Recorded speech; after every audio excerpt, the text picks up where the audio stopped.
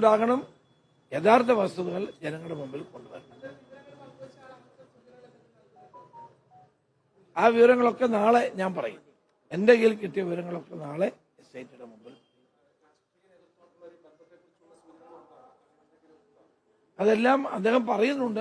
പറയുന്ന കാര്യങ്ങൾ അദ്ദേഹം പറയുന്നത് എന്റെ കയ്യിലില്ല, എന്റെ കയ്യിൽ തെളിവുമില്ല. അദ്ദേഹത്തിന് പല കാര്യങ്ങളും അദ്ദേഹത്തിന് അറിയാം. ഞാൻ പറയും, നിങ്ങൾ അറിയാവുന്ന കാര്യം ഭയപ്പെടേണ്ട, എസ്റ്റേറ്റിയുടെ മുമ്പിൽ പറഞ്ഞോളൂ, അദ്ദേഹം പറയുമായിരിക്കും. അദ്ദേഹം ഒരു വ്യവസായിയാണ്, ഇതറിയാവുന്ന ഒരാൾ വ്യവസായിയാണ്. അല്ല, ഞാൻ നാളെ SIT കണ്ട് ഞാൻ ഈ വിവരങ്ങൾ പറയുകയാണ്. പിന്നെ അവർ അദ്ദേഹത്തെ വിളിക്കണമെങ്കിൽ വിളിക്കട്ടെ. ഒരു സംശയവും വേണ്ട, ശബരിമല കൊള്ള നടത്തി ജയിലിൽ കിടക്കുന്ന 2 CPM നേതാക്കന്മാരുണ്ടല്ലോ, ഇനിയും പലരും കിടക്കാനുണ്ടല്ലോ. അതെല്ലാം പുറത്തു വരില്ലേ? അത് ഭക്തജനങ്ങളുടെ ഹൃദയവേദന ഉണ്ടാക്കിയ സംഭവമല്ലേ? അത് തീർച്ചയായും പ്രതിഫലിക്കും. പിന്നെ ഈ സർക്കാരിനെതിരായിട്ടുള്ള ശക്തമായ ജനവികാരം അതും പ്രതിഫലിക്കാൻ പോവുക. അതൊന്നൊരു വിഷയം.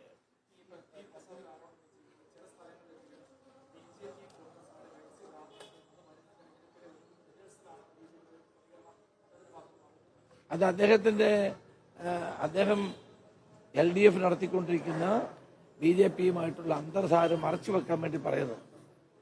7000 സീറ്റുകളിൽ BJP സ്ഥാനാർത്ഥിയില്ല. അവിടെ LDFുമായിട്ട് സഖ്യമാണ്. LDFും BJPയും തമ്മിലുള്ള അന്തർധാര വളരെ വ്യക്തമാണ്. അതുകൊണ്ടാണല്ലോ ഈ സ്വർണ്ണക്കടത്ത് വരെ ആവിയായി പോയത്, ED നോട്ടീസുകൾ ആവിയായി പോകുന്നത്. അതുകൊണ്ട് അത് മറച്ചു വെക്കാൻ, CPMും BJPയും തമ്മിലുള്ള അന്തർധാര മറച്ചു വെക്കാൻ വേണ്ടിയാണ് ഇത്തരം ആരോപണം ഉന്നയിക്കുന്നത്. ഞങ്ങളുടെ ഏറ്റവും മുഖ്യ ശത്രു BJP അല്ലേ? എല്ലാവർക്കും അറിയില്ലേ? ദേശീയ തലത്തിൽ ഇവിടെ കേരളത്തിൽ CPMുമാണ്. ഇവർ രണ്ടുപേർക്കും എതിരായിട്ടുള്ള പോരാട്ടമാണ്. ആ പോരാട്ടത്തിൽ ഇത്തവണ UDF ഒരു ചരിത്ര വിജയം നേടും. വിധി മുഴുവൻ വായിക്കട്ടെ. ഞാൻ വിധി വായിച്ചിട്ടില്ല, അത് വായിച്ചിട്ട് കൂടുതൽ കാര്യങ്ങൾ പറയാം.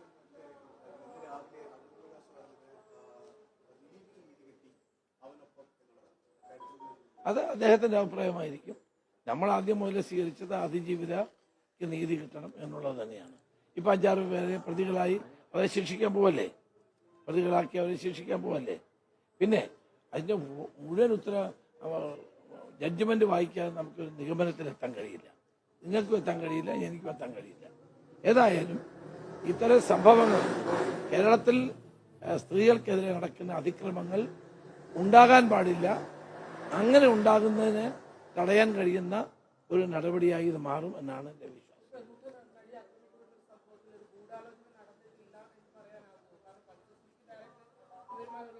അല്ല, ഏതായാലും ജഡ്ജ്മെന്റ് വായിച്ചിട്ട് കൂടുതൽ കാര്യങ്ങൾ പറയാം. അതിന് ഞങ്ങളിത് വേട്ടക്കാരൻ്റെ ഒപ്പം നിൽക്കേണ്ട കാര്യം, ഞങ്ങളത് പൊളിസൂനിയായിട്ട് ഞങ്ങൾക്ക് എന്ത് കാര്യം? ഞങ്ങളെ സംബന്ധിച്ചിടത്തോളം സ്ത്രീകൾക്ക് നീതി കിട്ടുക.